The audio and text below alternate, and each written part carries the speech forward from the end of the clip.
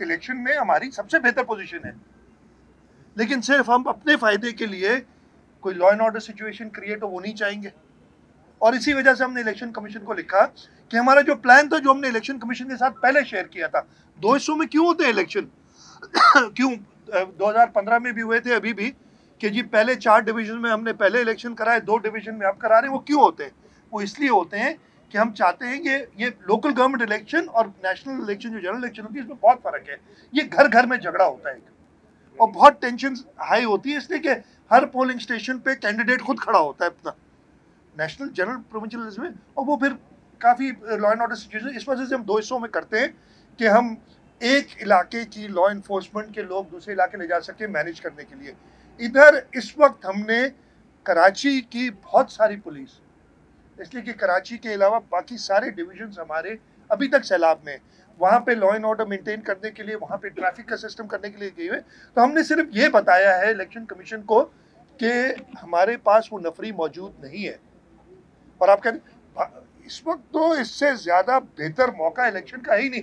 मैं आपसे फिर कहता हूँ, सिर्फ ये तो शोर बहुत मचा रहे हैं, लियारी की हमने टाउन ही जीतने हैं ना, वो यूनियन कमिटीज जीतनी है ना, उन 10 यूनियन कमिटीज का एनालिसिस कर लें कौन जीत रहा है, पता चल जाएगा आपको। 6 साल गंवाए हमने, मैंने गंवाए, आप इसको कह लें। मैं नहीं, ऐसे लोगों से जो मैंने कहा ना ऑफिशियल सीक्रेट्स एक्ट की वजह से पता नहीं चलता अकल के बारे में, तो गंवाए।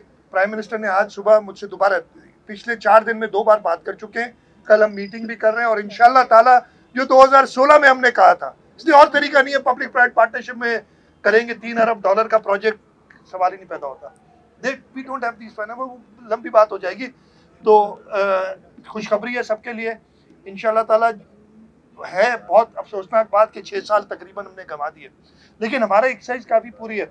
जब हमने 2016 दिसंबर में कमिट किया था, मार्च में हमने इसकी फीजिबिलिटी तैयार करके और इसको PDWPT से करके मई तक सेंट्रल डेवलपमेंट वर्किंग पार्टी ने भी पास कर लिया था। मई 2017 में चाइना के अंदर मुझे फेडरल गवर्नमेंट ने कहा था कि जी हम हफ्ते के अंदर जाके एक्निक से इसको क्लियर कर देंगे, उसमें टाइम लगा, वो अक्टूबर नवंबर में जाके एक्निक से क्लियर हुआ था।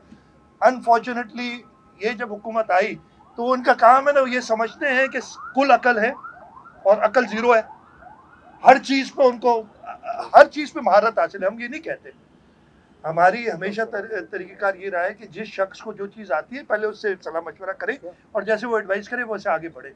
ये अपने आप को कुल अकल समझते हुए उन्होंने हर चीज़ जानती है, और इन्होंने इस प्रोजेक्ट का कबाड़ा निकाला, 5 साल इसको कम से कम डिले किया, और ये कराची के लोग इनसे हिसाब मांगे कि जी ये सारी चीज़ करने के बाद उधर ही आके फंस गए हो, तुमने किसी शख्स के कहने पे 1950 वाली ट्रेन चलवा दी। हमने बहुत अपोज किया कि भाई इसका कोई फायदा नहीं है। सिंध हुकूमत से 6 अरब रुपए जबरदस्ती वसूल किया, सुप्रीम कोर्ट को गलत बयानी दे के। मैं ये नहीं कहूँगा सुप्रीम कोर्ट का इसमें कसूर है, अगर फेडरल रेलवे मिनिस्टर, हालत ये थी कि मैंने उनसे कहा, ये स्माइल आ गई मुर्तज़ा को, इनके ये पता है इनको, मैंने कहा यार खड़े ने सिर्फ ये कहा था जो गलत चीज़ है, जो आपको समझ नहीं आ रही उनको बताओ। हम हर साल 18 अक्टूबर को अपने शहीदों की याद में यहाँ कारसाज तशरीफ़ लाते हैं। हमने अपने शहीदों को नहीं भूला था, उन शहदा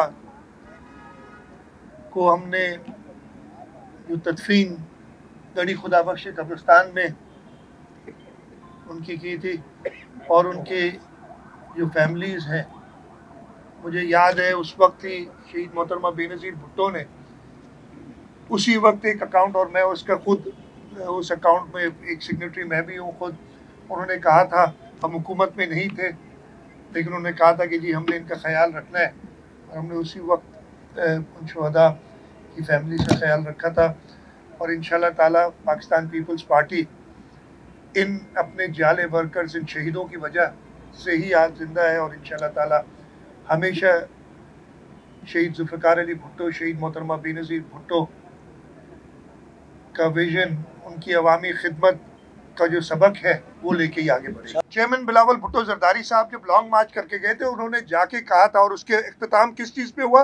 वोट ऑफ नो कॉन्फिडेंस, एक जमहूरी तरीके से। अच्छा, ये शख्स जो है इसने पहले रिज़ाइन कर दिया, जब 7-8 रेजिग्नेशन एक्सेप्ट हुई तो सब हर सीट पे खुद खड़ा हो गया, चलो जीत भी गया, 6 सीटों पे जीत गया था, फर्क क्या पड़ा? 0।